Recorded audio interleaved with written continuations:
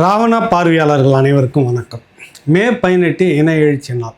இதற்காகத்தான் நிறைய விஷயங்களை பேசாமல் பின்னுக்கு தள்ளியிருந்தேன். சில விஷயங்கள் பேசி அது சர்ச்சையாகக்கூடாது, பிரச்சனையாகக்கூடாது, இதை குழப்பி அடிக்கிற மாதிரி இருக்கும் அப்படின்றதுக்காக.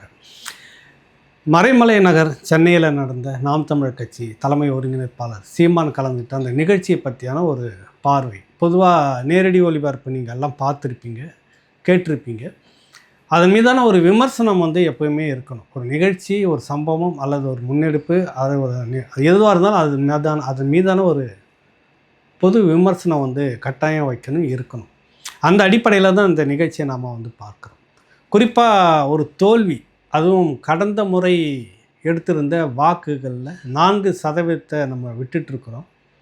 4% கிட்ட தான் தக்க வச்சுருக்கிறோம். வாக்கு அடிப்படையிலையும் கிட்டத்தட்ட ஒரு 16 லட்சம் வாக்காளர்கள் நமக்கு குறைஞ்சி போயிருந்தாங்க. எதிர்பார்த்த அளவில் இல்லை, முழுக்க தோல்வி. இதுக்கான காரணம் என்ன அப்படின்னு ஒரு பெரிய மன உளைச்சலுக்குள்ளே தான் எல்லாருமே இருந்தாங்க. அந்த நாம் தமிழர் கட்சி பிள்ளைகள் தம்பி தங்கைகளுடைய உழைப்பு மிக மிக கடுமையானது. எதிர்பார்த்ததை விட இந்த முறை கூடுதலான களப்பணி செய்திருந்தாங்க. அதற்கு போதிய ஒத்துழைப்புகள் மக்கள்கிட்ட இருந்ததா, நிர்வாகிகள்கிட்ட இருந்ததா, மற்ற கட்சி எப்படி நடந்துக்கிட்டதுன்றதெல்லாம் அது வேறு விமர்சனம். இந்த உழைப்புக்கு ஏற்ற பங்களிப்பு பொதுமக்களிடம் இருந்ததானா? இல்லை. ஏதோ ஒரு அலை அடிச்சுட்டு போனதுன்ற மாதிரி தாவைக்கா விசில் அப்படின்னு வந்துட்டு போனது. இந்த தோல்விக்கு பிறகு எந்த ஒரு பொது நிகழ்ச்சியிலையும் சீமான் பேசலை. நேராக இந்த மே 18 இன எழுச்சி நாள் அப்படின்ற பேரில் நடந்த அந்த நிகழ்ச்சி, இதில் தான் அவர் பேசுகிறாரு. என்ன பேச போகிறாரு அப்படின்றது ஒரு எதிர்பார்ப்பு, பெரிய எதிர்பார்ப்பு. கடந்த முறையை விட இந்த முறை கூட்டம் குறைவாக இருக்குமோ அப்படின்ற ஒரு பெரிய எதிர்பார்ப்பு, ஒரு எண்ணம் எல்லாருக்குமே இருந்தது. பொது பார்வையாளர்கள் எல்லாருக்குமே இருந்தது. விழுந்துட்டும் தெரிஞ்ச உடனே எல்லாமே விட்டுட்டு போகிறது வாடிக்கை தான். எப்போவுமே நீர் இருக்கிற எதாவது தேடி தான் பறவைகள் பறந்து போகும். மீன் எங்கே இருக்குமோ அங்கே தான் கொக்கு போய் சேரும் அப்படின்னு சொல்லுவாங்க. அரசியல் இன்றைக்கி அப்படி தான் இருந்துக்கிட்டு இருக்குது. பிரபலமான பெரிய பெரிய கட்சிகள்லேயே அதுதான் நடந்துக்கிட்டு இருக்குது. அது காலங்காலமாக இங்கேருந்து அங்கே போகிறது, அங்கேருந்து இங்கே போகிறது நடந்துக்கிட்டே இருக்குது. அப்படி ஒரு சரிவை இந்த கட்சி சந்திக்குமா அப்படின்ற கேள்வி எல்லோருக்குமே இருந்தது.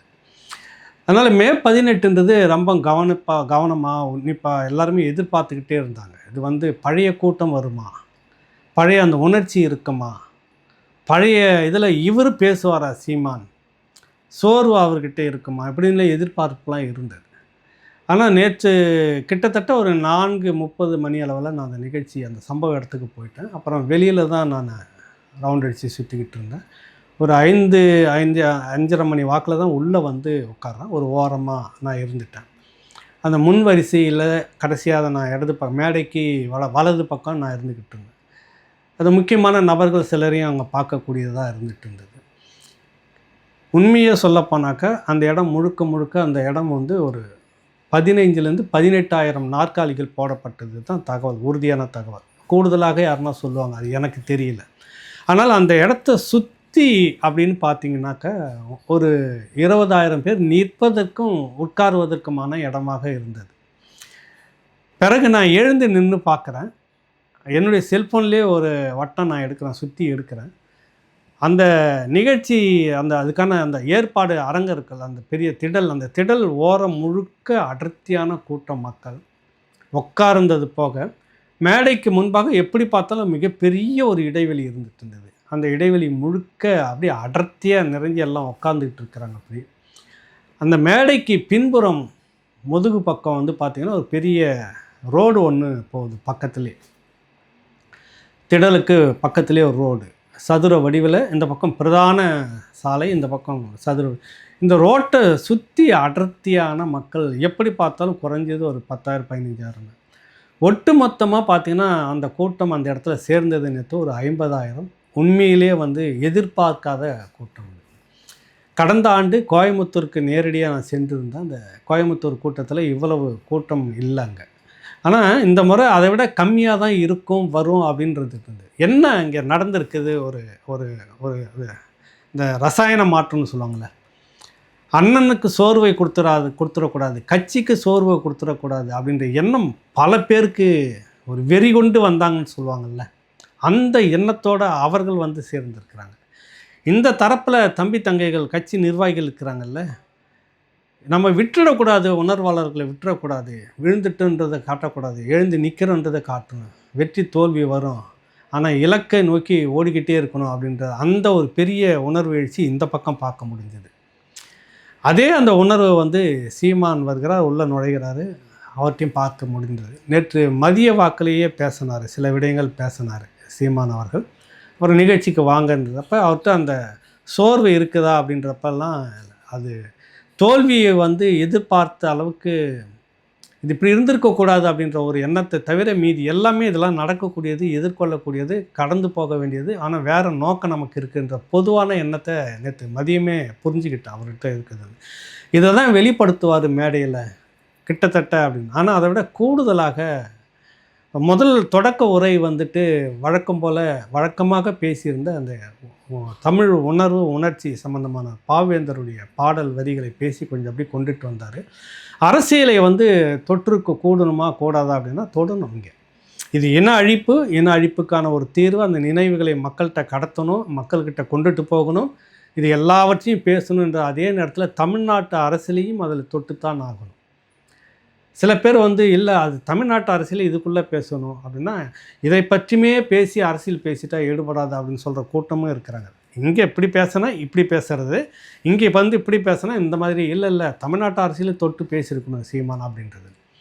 அதெல்லாம் இல்லாமல் பொதுவாகவே யதார்த்தமாகவே அவர் பேசிட்டு இருந்த அந்த போக்கு வந்து அந்த இடத்துல பார்க்க முடிஞ்ச ஒரு கட்டத்தில் பேச பேச பேச ஒரு உணர்வு வந்து அப்படியே அந்த இளைஞர்கள்ட்டையும் வந்திருந்த அந்த கூட்டத்துக்கிட்டையும் பார்க்க முடிஞ்சுது. எனக்கு பக்கத்தில் இருக்கிறவங்களாம் கவனிக்கிறேன், ஒரு அந்த அது என்ன சொல்கிறது, வெறி கொண்டு வந்திருக்காங்க. விழுந்துட்டோம், அது விழுந்துட்டோன்னு இல்லை, இது சரிவு தான், எழுந்து நின்று ஓட தொடங்குகிறோம் அப்படின்றத நம்ம சொல்லணுன்றதுக்காகவே வந்திருந்தது கூட்டத்தை பார்க்க முடியும். உண்மையிலே நான் எதிர்பார்க்கலை அந்த வைப்ரேஷன். நான் அவங்கக்கிட்ட பார்த்தேன். நிகழ்ச்சி முடிச்சுட்டு ஒரு 100கணக்கான தம்பியும் தங்கைகளும் என்கிட்ட புகைப்படம் எடுத்துக்கிட்டாங்க. ஒரு அன்பின் அது ஒரு வெளிப்பாடு. அது அந்த புகைப்படம் எடுக்கிறப்ப, அந்த கட்டி பிடிக்கிறப்ப, அந்த கையை கொடுக்குறப்போ அந்த உணர்வு தெரிந்ததை பார்க்க முடிஞ்சது. கடந்த ஒரு வாரமாகவே வேறு சில காரணங்களும் ஒரு சோர்வியாக தான் நான் பேசிகிட்டு இருப்பேன். நிறைய பேர் ஐயா நீங்கள் சோர்வாக இருக்கீங்க, முகத்தில் தெரியுது அப்படின்னா, இல்லை இன்றைக்கி வந்து எனக்கு அது எங்கே போச்சுன்னே தெரியல. அது வந்து அந்த நிகழ்ச்சியில் நான் கண்கூட பார்த்தது.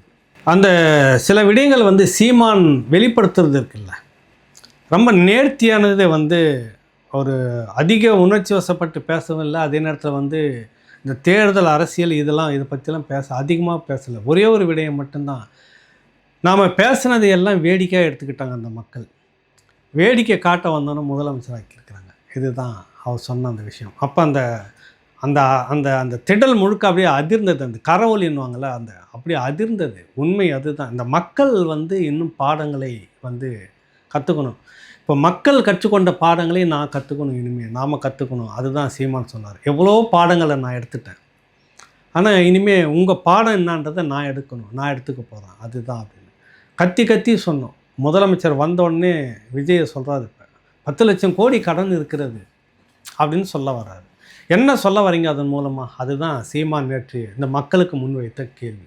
10 லட்சம் கோடி கடன் இருக்கிறது என்பதை இதைத்தானப்பா நான் சொன்னேன், கிணத்த காணுன்னு நீங்கள் வந்து சொல்கிறீங்களே, இப்போ இதைத்தான் நான் சொன்னேன், 10 லட்சம் கோடி கடன் இருக்கிறது, நீங்கள் சொல்லியிருக்கிற இலவச திட்டங்கள்லாம் இப்படிலாம் செய்ய முடியாது, நடைமுறையில் சாத்தியம் இல்லை. வேலைவாய்ப்பை உருவாக்கி நான் வீட்டுக்கு ஒருவருக்கு கட்டாயம் ஒரு வேலைவாய்ப்பை உருவாக்கி தருவேன், எனக்கு வாக்கு போடுங்கன்னு ஊராக நான் சொன்னேன். படம் போட்டு காமிச்சு நான் வேலை எப்படிலாம் கிடைக்கின்றதை சொன்னேன். என்னை வந்து நீங்கள் எடுத்துக்கலை. ஆனால் வந்து உட்காந்துட்டோன்னே நான் இதெல்லாம் செய்திருவேன்னு அடித்து விட்டவரை வந்துட்டு உட்கார வச்சுட்டு இப்போ வந்து சொல்கிறாரு 10 லட்சம் கோடி கடனா, 10 லட்சம் கோடி கடனா அப்படின்னு இப்போ கேட்குறாரு முதலமைச்சர். அது ஒரு நையாண்டியாக தான் சொல்லியிருந்தார். அது சிரிப்பாக இருந்தாலும் அந்த இடத்துல வேதனையாக இருந்தது. 10 லட்ச ரூபா கோடி கடன் இருக்கிறது அப்படின்னு அவருக்கு நல்லாவே தெரியும். முந்தைய செய்தித்தாள்களில் வந்துக்கிட்டு இருக்குது, பொது மேடைகளை விமர்சிக்கப்படுகிறது. நாம் தமிழர் கட்சி உள்ளிட்ட அதிமுக உள்ளிட்ட எல்லா கட்சிகளுமே இதை பற்றி 10 லட்சம் கோடி கடன், இந்த அரசு வந்து ஒரு 6 லட்சம் கோடி கடன் வாங்கி வச்சிருக்கிறது, வரி வட்டி மக்கள் தலையில் அதிகமாக ஏறிக்கிட்டு இருக்கு, எல்லாம் பேசிக்கிட்டே இருக்கிறாங்க. இதற்கு மத்தியில் தான் இவர்களுடைய தேர்தல் வரைவு அறிக்கை வருது. விஜய் இதெல்லாம் வாசிக்கிறார். அண்ணன் சீரு, இப்போ அண்ணன் எல்லாமே பொண்ணு பார்த்து வச்சுட்டு காத்துக்கிட்டு இருக்கிறான், மாப்பிள்ளை பார்த்து வச்சுட்டு காத்துக்கிட்டு இருக்கிறாங்க. ஏன்னா சீர் வரும்ல, எப்போ வரும் எப்படி வரும்னு. எத்தனை லட்சம் இளைஞர்கள் 20 லட்ச ரூபா கல்வி கடன் லோன் அப்ளை பண்ணுவோம், எப்படி கவர்மெண்ட் கொடுக்கும், எப்படி இதெல்லாம் எப்படின்னே தெரியல.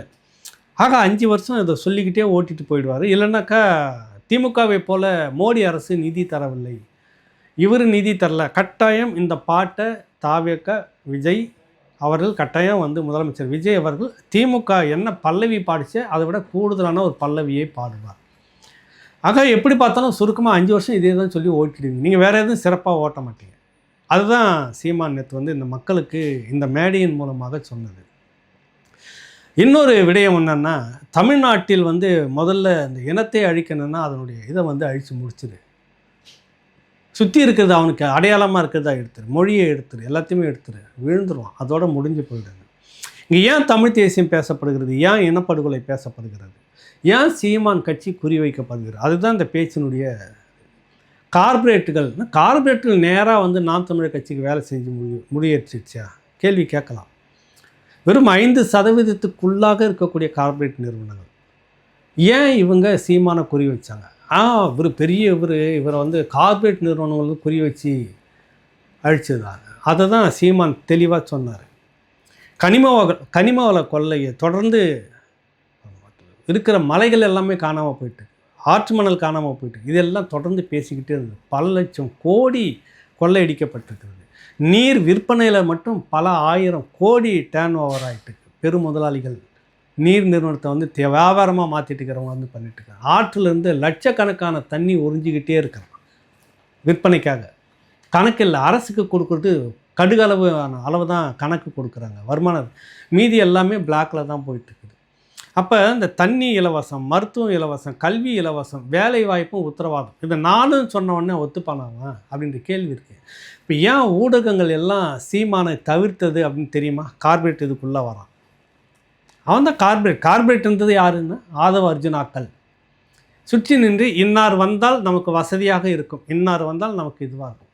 ஒரே ஒரு நிறுவனம் மட்டும் இப்போ 500 கோடி நாங்கள் மாதாந்திரம் வந்து செலுத்திடுறோம், இல்லை குறிப்பிட்ட இந்த நிகழ்ச்சிகளுக்காக அப்படின்ற மாதிரி 500 கோடி சர்வசாதாரணமாக குறிப்பிட்ட இந்த குறுகிய நாட்களுக்குள்ளாக குறைந்தது 10-15 கோடி நன்கொடையாக கட்சிக்கு வர தொடங்கி இருக்கிறது அப்படின்னு சொல்ல வராங்க. பெருமுதலாளிகள் எல்லோரும் வந்து கைகொலுக்கி கொண்டிருக்கிறார்கள். ஆந்திராவில் இருக்கக்கூடிய பிரபலமான கிரானைட் ஓனர் அதிலே மூழ்கி அதிலே கரகண்ட ஒரு கும்பல் 5000 கோடி 6000 கோடி டேர்ன் ஓவர் அப்படி பண்ணிட்டு இருக்கிறவர் வந்து முதலமைச்சர் ஒரு கை கொடுக்குறார். ஆந்திர பெருமுதலாளி கார்பரேட் வந்து என்ன செய்தது சீமானுக்கு? இந்த கேள்வி வருதா இல்லையா? இந்த மண்ணினுடைய இந்த வளங்கள் எல்லாம் இந்த மக்களுக்கானது, மக்களுக்கு தான் பயன்படணும், இந்த நாட்டுக்கு பயன்படணும், சுரண்டப்படவும் கூடாது அதே நேரத்தில். ஆனால் எல்லாமே இனிமேல் இருக்காது. வேதாந்தா வந்து கை கொடுக்குறது குழுமம், அவள் எத்தனை லட்சம் கோடி பட்ஜெட்டு தமிழ்நாட்டுக்குள்ளே அவங்களுடைய ப்ராஜெக்ட் இருக்குது, தமிழ்நாட்டுக்குள்ளே வேலை திட்டங்கள் தெரியுமானா அரிட்டாப்பட்டியே சாட்சி நம்ம சொல்லிட்டு போகலாம். அங்கே கை வச்சா மட்டும் பல லட்சம் கோடி கனிம வளங்கள் கொல்ல போயிட்டே இருக்கும். இதெல்லாம் இனிமேல் செய்கிறதுக்கான கதவை திறந்து விட்டுருவாங்க. ஒரு பக்கம் நம்ம பேசுகிறதுக்கு, நம்ம விவாதிக்கிறதுக்கு ஏதோ ஒரு விஷயங்கள் அன்றாடம் எடுத்து கொடுத்துக்கிட்டே இருப்பாங்க கண்டென்ட்டு, நம்ம அதே பேசிக்கிட்டு இருப்போம். இந்த பக்கம் நடந்துக்கிட்டே இருக்கும். திமுகவை விட கருப்பு மஞ்சள் துண்டு போட்ட விஜய், அவ்வளோதான், வேறு ஒன்றுமே இல்லை. இன்னொரு கருணாநிதி, ஸ்டாலின் கூட சொல்ல முடியாது, அந்த சாதுரியத்தோடு நகர்ற அந்த போக்கு அப்படியே கண்ணாடி போட்டுக்கணும், ஸ்டாலின் தலைமுடியை மட்டும் மாற்றிக்கணும், திமுக துண்டை போட்டுக்கணும், அதுதான், வேற ஒன்று. நிறம் மாறி இருக்கிறது, குணம் மாறவில்லை. இதை தான் நேற்று சீமான் விவரித்தார் இந்த மக்களுக்கு. எல்லோரும் ஒரு நாள் தேடுவீங்க, நீங்கள் எல்லோரும் ஒரு நாள் தேடுவீங்க, போராட சொல்லி வந்து கேட்பீங்க, அன்றைக்கவா உங்களை பேசிக்கிறாங்க. சொல்லக்கூடிய காரணம் என்னென்னா, நூற்றுக்கணக்கான போராட்டங்கள் கடந்த இந்த 16 ஆண்டுகளில், ஆயிரக்கணக்கான போராட்டங்கள் கடந்த 5 ஆண்டுகளில் மட்டும், நூற்றுக்கணக்கான போராட்டங்கள். எல்லாம் ஆசிரியர்களுக்கு நின்று இருக்கிறாரு, மக்களுக்கு நின்று இருக்கிறாரு, தொழிற்சாலை நிறுவனங்களுக்கு தொழிலாளருக்கு நின்று இருக்கிறாரு. யாரும் ஒருத்தரும் நினச்சி பார்க்கல. அப்போ நீங்கள் அந்த அடிப்பட்டு திரும்பி வந்து தேடும்போது தான் என்ன தெரியும். அதுதான் நேற்று பேசினது, அதுதான் நேற்று விமர்சனமாக வந்து வச்சுருந்தது. இதை வந்து சீமான் இப்படி பேசலாமா அப்படின்னு சொல்லிட்டு 2-3 பேர் பதிவு பார்த்தா, அது ஒன்றும் இப்படி தான் பேசணும், இப்படி தான் பேசி ஆகணும். இந்த இப்போ சொன்னேன்ல, இவர்கள் எல்லாம் கோடிகளில் கொள்ளடிக்கக்கூடிய அந்த கும்பல் நீக்கம் வந்து அப்படியே இருந்திருக்குது. ஒரு கார்ப்பரேட் ஒரு பெரிய அளவில் 300 கோடி ரூபாய் சீட்டு நடத்தி மோசடி பண்ணவர் நடவடிக்கை எடுக்கணுமா இல்லையா? அந்த நபர் செங்கோட்டையன் வந்து சேர்ந்து கட்சிக்குள்ளே சேர்றாரு. அப்போ அந்த சீட்டு போட்டு ஏமாந்துருக்கிற மக்களுக்கு பட்டை நாமம். இதை தான் பேசுகிறார். பெருமுதலாளிகள் ஒன்றா சேர்ந்தாங்க, எப்படி நம்ம விழுந்தால் நமக்கு பின்னாடி என்ன நடந்தது, மக்களை நம்ப வைக்கக்கூடிய வேலையை இந்த ஊடகங்கள் பெருமுதலாளிகள் பின்னாடி இருந்துக்கிட்டு இந்த ஊடகங்களை முன்னாடி வச்சு செய்து முடித்தாங்க. அதை பார்த்து பார்த்து பார்த்து மக்கள் நம்பி இது வந்தால் எல்லாம் நடந்துருன்ற ஒரு மூட நம்பிக்கை தான். உண்மையிலே இது ஒரு மூட நம்பிக்கை தான். இவர் வந்துட்டார்னா எல்லாம் மாறிடணும். சீமான் அதைத்தான் சொல்கிறார். எதுவும் மாறாது, எதுவும் மாறாது, இதை விட மோசமாக நடந்திருக்கும். போதையில், கஞ்சா போதையில் போயிட்டு காவல் நிலையத்தில் ஏதோ வெங்காயத்தை வீசுகிற மாதிரி குண்டை வீசிட்டு போகிறாங்க. போதையில் ஒரு செய்தி நிறுவனத்தை, தனியார் தொலைக்காட்சியினுடைய செய்தி பத்திரிகையாளரை வந்து கஞ்சா போதையில் வந்து அவரை கொடூரமாக குத்தி மருத்துவமனையில் இப்போ நிலைமை மோசமாக இருக்குது. இன்றைக்கி நடந்திருக்குது. அந்த போதையில் மட்டுமே பல குற்றங்கள் இது வரைக்கும் நடந்திருக்கு. 21 கொலைகளை இது வரைக்கும் பட்டியலில் வந்திருக்கிறது. எது ஒன்றுமே மாறாது, எது ஒன்றுமே மாற்ற முடியாது. மாற்று வந்து நாம் தமிழர் கட்சி மட்டும்தான். ஏன்னா அந்த பிள்ளைகளுடைய உழைப்பு அதை நோக்கி இருந்தது. இந்த மக்கள் புரிந்து கொள்ளவில்லை. நேற்று சீமான் பேசினுடைய ஒரு சுருக்கம் அதுதான். படுவீங்க, தேடுவீங்க, அன்னைக்கு வந்து நம்ம நிற்போம், அவ்வளோதான். இதுக்கு மத்தியில் இந்த ஊடகம் முதுகில் குத்தினது அந்த துரோகத்தை மறக்கலை அவர். இடையில வந்து மைக்கு அதில் நீட்டின்னு அப்படின்னு சொல்லுவீங்க. அது துடிச்சலாக சொன்னார். நீங்கள் நினச்சாதான், ஊடகம் நினச்சாதான் ஒரு ஆளை மேலே கொண்டு வரும். அதெல்லாம் ஒரு காலம். அது நீங்கள் என்ன வேணாலும் பொய்யை பரப்புவீங்க, அது மக்கள்கிட்ட போய் எடுப்படும். அதெல்லாம் ஒரு காலம். அதையும் மீறி உண்மை மக்கள் மத்தியில் பேசப்படும். இந்த நாம் தமிழர் கட்சி, இந்த தம்பி தங்கைகள்லாம் வந்துட்டு இனி வந்து திண்ணை பிரச்சாரம் மாதிரி அவர்கள் வச்சுருக்கிற சின்ன சின்ன கைபேசி மூலமாகவே எல்லாத்தையும் கடத்தக்கூடியவங்க. எல்லாம் பாடம் படிச்சுக்கிட்டாங்க, உங்கள்கிட்டருந்தே படிச்சுட்டாங்க, அதை கொண்டு சொல்லுவாங்க. இப்போவும் சொல்கிறேன், மக்களுக்கு எதிர்காலத்தில் உறுதியாக நிற்க எல்லாமே சீட்டு நோட்டு பேரம் பதவி பேரத்தில் தலையை பிச்சுக்கின்னு சட்டியை கிழிச்சிக்கிட்டு உட்காந்துட்டு இருக்கிறப்ப இப்போவும் மக்களை பற்றி பேசி கொண்டிருந்தது ஒரு கட்சி தான். நேற்று இந்த இன அழிப்பு நாள், இன எழுச்சி நாள், இந்த நினைவு நிகழ்ச்சியில் கூட இதை பற்றி ஒரு பகுதி பேசுகிறாரு. தமிழ்நாட்டு அரசியலில் என்ன ஆகும் ஏதுன்னு. அதுக்கு அடுத்தது ஒரு அரைமண்டை அங்கே இருக்கக்கூடிய இலங்கை தமிழ் நாடாளுமன்ற உறுப்பினர், நான் அப்படி தான் சொல்லுவேன், நீங்கள் வருத்தப்பட்டுங்க, எனக்கு ஒன்றும் அது இல்லை. அந்த மண்ணை சேர்ந்த, ஈழ மண்ணை சேர்ந்த ஒரு சகோதரி, அவங்க இதுக்கு முன்னாடி தமிழ்நாட்டுக்கு வந்ததில்லை. அந்த சகோதரியை வந்து நாம் தமிழர் கட்சிக்கு ஆதரவாக பேசிகிட்டு இருக்கிறாங்க. அவர் அர்ஜுனாவை விமர்சிக்கிறாங்கன்ற ஒரு காரணத்துக்காக அந்த சகோதரியை வந்து சீமானின் சாமான்னு சொல்லி பேசக்கூடிய ஒரு நபரை வந்து எப்படி பேசுறதுன்னு தெரியல. அவரும் அந்த ஈழ மண்ணை சேர்ந்தவர் தான். ஒரு அநாகரிகமாக வந்து இங்கே குழப்பி அடிக்கணும், நிறைய விஷயங்கள் பொறுத்துக்கிட்டு இருந்தேன் நான். குழப்பி அடிக்கணும், அதுக்கு செய்யணும் இந்த வேலை அப்படின்றதுக்காக வந்தது. அந்த செய்தி அந்த நபரை அவர் பேசினார் மேடையில். இப்படி ஒருத்தர் வந்திருக்கேன், நான் இப்போ நாமக்கறி சாப்பிட்டதால எங்கள் விலைவாசி ஏறி போச்சு, பெட்ரோல் விலை ஏறி போச்சு, வறுமையில் இருக்கிறாங்க, இந்த ஸ்கீம் கிடைக்கல, அந்த ஸ்கீம் கிடைக்கல, அதுக்கு என்ன சம்பந்தம்? நான் சாப்பிட்டேன், சாப்பிடல, அது என்ன பிரச்சனை உனக்கு? அது எத்தனை முறை பேசணும், நக்கலாக போட்டு பண்ணார். ஆனால் அவர் அதை தொட்டிருக்கக்கூடாது அவர் லெவலுக்கு. அதுதான் நான் சொல்ல வரேன். அது ஒன்று மட்டும்தான் எனக்கு, இவனை பற்றி ஏன் அந்த மேடையில் பேசணும் அப்படின்னு. அந்த மக்களே ட்விட்டரில் வந்து பார்த்தீங்கன்னாக்கா, அத்தாடி கழுவி ஊற்றிருக்கிறதுக்கு அந்த மனுஷன் நேராக அங்கே போயிட்டு ஒரு 6 அடிக்கு பள்ளம் தோண்டி அந்த ஆளே படுத்துக்கலாம். அப்படி ஈழத்தமிழ் உறவுகள் தான், எல்லாம் ஈழத்தமிழ் உறவுகள் தான். நான் கூட ஏதோ நினச்சேன், பார்த்தாக்கா 99% மக்கள் அப்படி கழுவி ஊற்றி மானக்கேடாக கேட்டு படுத்துக்கலாம். அவரே மண்ணை தோண்டி அவரே படுத்துக்கலாம், போதுன்ற அதுக்கு மேலேயும் நம்ம இருக்கணுமாங்க. அது அப்படி இருக்கிறப்ப இவரையே அதை பேசணும். எனக்கு அது மட்டும் ஒரு நெருடல். அவர் பேசியிருக்கக்கூடாது அந்த மனிதரை பற்றி. உங்களுடைய அரசியல் மிக உயர்வான ஒரு அரசியலாக இருக்குது, மிக லட்சியத்தோடு போயிட்டுருக்கிற ஒரு அரசியல். நீங்கள் மோத வேண்டியது மிக பெரும் ஒரு அந்த மாதிரியான ஒரு அறப்பைத்திட்டு போய் நீங்கள் பேசிகிட்டு இருக்கக்கூடாது. பேசிட்டீங்க, அது ஒன்றும் பிரச்சனை இல்லை.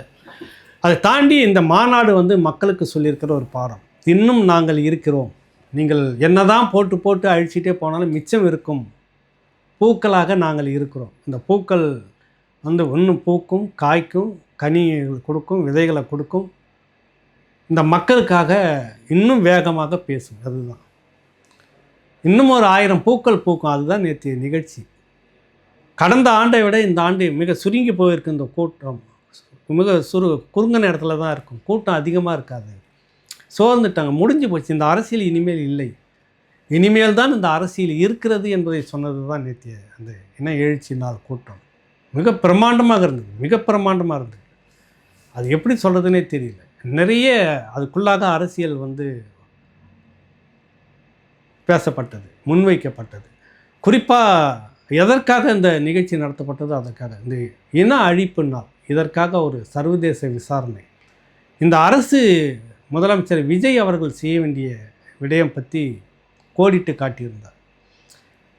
அண்ணா திராவிட முன்னேற்ற கழகம் இருக்கும்போது 4 தீர்மானங்கள் சட்டமன்றத்தில் கொண்டு வரப்பட்டது. அந்த 4 தீர்மானங்கள் சர்வதேச வாக்கெடுப்பு நடந்தது இனப்படுகொலை என்றதை பற்றி இந்திய அரசு இலங்கைக்கு உதவக்கூடாது. இது எல்லாமே இந்த தீர்மானத்தை, இந்த நடைமுறையை விஜய் என்ன செய்ய போகிறார்? அதான் இப்போ எல்லாருக்குமே கேள்வி. இது பற்றி ஒன்றிய அரசுக்கு வழக்கம் போல் கடிதம்லாம் எழுதிக்கக்கூடாது. கடிதம் எழுதுறதை பற்றியும் கிண்டல் அடித்து முடிச்சிட்டார். அவரும் தான் எழுதிக்கிட்டு இருந்தார். இவர் உட்காந்தோடனே சரி எழுது, முதல்ல இலங்கை தமிழர் ஈழ பிரச்சனையாக, கடல் மீனவர் பிரச்சனை எழுது, கடிதம் ஒன்று எழுதி போடு. என்னப்பா காசா பணமா? இதுதான் வழக்கமாக ரொட்டீனாக. அப்புறம் எதுக்கு மாற்று அரசியல்? ஒன்றுமே இல்லை.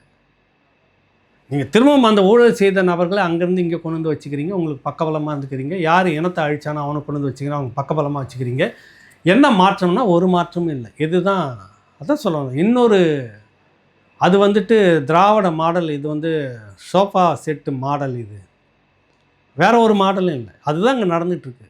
சோஃபா செட் அந்த பக்கம் அனுப்ப வேண்டியது, இந்த பக்கம் ஆதரவை திரட்ட வேண்டியது. இப்படியாக தான் இது போயிட்டுருக்கு. அதை மேற்கோள் காட்டியிருந்தார் சீமான். தொடக்கத்தில் சொன்ன மாதிரி தான் 1000 பூக்கள் பூக்கட்டும்னு சொல்லுவாங்க அரசியலில். அவர் ஒரு வார்த்தை சுட்டி காட்டினார் நேற்று. வித்தியாசமாக இருந்தது. நாம் மட்டும்தான் மிக பிரம்மாண்டமாக நடத்திட்டு இருக்கிற அந்த இணைய எழுச்சி நாள் அப்படின்னு வழக்கமாக எல்லோரும் பேசுவாங்க சில பேர். சீமான் நேற்று பேசும்போது நான் மட்டுமல்ல, இன்னும் சில சிறிய அளவில் இங்கும் அங்குமாக இந்த மே 18 நடத்த தொடங்கியிருக்கிறது. அது வரவேற்கக்கூடியதுன்றார். அவர்களை விமர்சனம் பண்ணலை. அவர்களால் முடிந்த அளவுக்கு அங்கங்கே நடத்தியிருக்கிறாங்க. அது விமர்சனம் செய்ய தேவையில்லை, அது ஏற்கணும். இன்னும் பெரிய பெரிய கட்சிகள் இதுக்குள்ளாக இந்த இன அழிப்பு நாளை இப்படியாக நடத்துறதுக்கான கால சூழல் உருவாக்கணும், அழுத்தங்களை கொடுக்கணும். அதுதான் அவர் பேசின அரசியல். விஜய்க்கு அதுதான் சொல்கிறார். நீங்கள் இந்த விடயத்தை நீங்கள் பேசு பொருளாக்கணும். ஒன்றிய அரசுக்கு, ஒரு மாநிலத்தினுடைய பொறுப்பு நீங்கள் தான் முதலமைச்சர். அழுத்தம் கொடுத்து ஒன்றிய அரசை இதற்கான பொது வாக்கெடுப்பு, இன அழிப்பு நடந்ததற்கான ஒரு தீர்வு, சர்வதேச போர்க்குற்ற விசாரணை நடத்துறதுக்கான ஏற்பாடு, இதெல்லாம் ஒரு பெரிய அளவில் அழுத்தம் கொடுத்து முன்னெடுக்கணும் அப்படின்றத நேற்று சொல்லியிருந்தார். பொது வாக்கெடுப்பு நடத்துறது தான் இனி வரும் காலத்தில் ஒரு இது இருக்குது. ஆயுதம் மிச்சம் வைத்ததை அரசியல் செய்து முடிக்க வேண்டும். தம்பி தங்கைகளுக்கும் வந்திருந்த அத்தனை ஆயிரம் மக்களுக்கும் சொன்ன ஒரு கருத்து இதுதான். ஆயுதம் மிச்சம் வைத்ததை இந்த அரசியல் மூலமாக நம்ம இப்படித்தான் செய்து முடிக்கணும். இன்றைக்கி விஜய்க்கு அந்த வாய்ப்பு வந்திருக்குது. செய்திலையா நாளைக்கு நமக்கு அந்த வாய்ப்பு வரும். காலம் எதற்கு இருக்குது? இனி வரும் 5 ஆண்டு காலம்தான் நமக்கான அரசியல். 5 ஆண்டு காலம்னு முழுமையாக சொல்ல முடியாது. அவர் எப்படி சொல்ல வர்றாருன்னு தெரியல. எனக்கு 2 ஆண்டுகளுக்குள்ளாகவே சட்டமன்ற தேர்தலும் பொது தேர்தலும் ஒன்றாக சேர்ந்து வருமோ அப்படின்னு. ராவணாவில் ஒரு 6-7 மாதத்துக்கு முன்பாக ஒருத்தர் சொன்னார்னு ஒரு தகவலை பேசியிருப்பேன். அப்போ அது தாவேக்கா வெற்றி பெற்று அதிகாரத்துக்கு வரும்லாம் நான் சொல்லலை. அன்றைக்கி அந்த பேச்சே இல்லை. ஆக திராவிட கட்சிகளுக்குள்ளாக ஒரு தொங்கல் ஆட்சி வரும். அது அப்படியே இழுத்துக்கிட்டே போகும். பிறகு ஒரு சிக்கலில் சரியும், கவர்னர் ஆட்சி இருக்கும். அதுக்கு பிறகு தேர்தல் சேர்ந்து வரும் அப்படின்ற மாதிரி ஒரு திட்டம் இருக்குது. அது இப்போ அப்படி நடக்குமோன்னு தோணுது. எது எப்படி இருந்தாலும் புலி வருதுன்னு சொன்ன மாதிரி இவர் விஜய் உட்காந்துட்டார். இவருடைய 5 ஆண்டு கால ஆட்சி என்னன்னாக்கா திமுக மாதிரி இதோ பார் அதோ பார், இங்கே ஒரு வன்முறை சம்பவம், இங்கே ஒரு வன்முறை சம்பவம், இங்கே ஒரு சாதி கலவரம், அங்கே ஒரு ஆணவ படுகொலை, இதை பற்றியே பேச வைத்து விட்டு இன்னும் பல லட்சம் கோடிகள் கடனை வாங்கி வச்சு மக்கள்கிட்ட வரி போடுறது. அவனுக்கு வரி போட்டதே என்னான்னே தெரியாது. அங்கே விஜய் என்ன ஆட்சியில் இருந்தால் போதுன்னு ரீல் சார்ந்த பக்கம் விட்டுக்கிட்டு, எங்களுக்கு எதுவுமே செய்யாட்டி போனால் பரவாயில்ல, எங்களுக்கு விஜய் என்ன முதலமைச்சராகவே இருந்தால் போதுன்னு அழுகாட்சி வீடியோவை போட்டுக்கிட்டு, அதற்கு எதிர் வீடியோவை போட்டுக்கிட்டு, அரசியல் இப்படியே தான் போகும் ஒழிய நான் நின்றுக்கிட்டே இருப்பேன். எனக்கே தெரியாமல் என்னுடைய சட்டெல்லாம் கழட்டப்படும், என் பனியன் இருக்கும், என்னுடைய பேண்ட்டு உருவிடுவாங்க, நான் கோவணத்தோடு தான் நிற்கணும். இதுதான் இந்த 5 ஆண்டு காலம் இருக்கும். அதுதான் நேற்று சீமான் சொன்னார். விழித்து கொள்ளுங்கள். விழித்து கொள்வதற்கான அரசியலை நம்ம செய்ய வேண்டும், மக்களுக்கான அரசியல் செய்ய வேண்டும். 95% மக்கள் அந்த அரசியல் நம்ம வந்து ஏற்கிற அளவுக்கு அரசியல் செய்யணும் அப்படி மிகப்பெரிய உற்சாகத்தை ஊட்டி தான் அந்த நிகழ்ச்சியை முடிச்சிருக்கிறாரு. இதுதான் நேற்று நடந்த விஷயங்களை நான் தெரிஞ்சுக்கிட்டது. உங்களுக்கு ஏதாவது கருத்து இருந்ததுன்னா கீழே எழுதுங்க. அந்த கருத்து பற்றி நான் அடுத்ததாக பேசுகிறேன். நன்றி, வணக்கம்.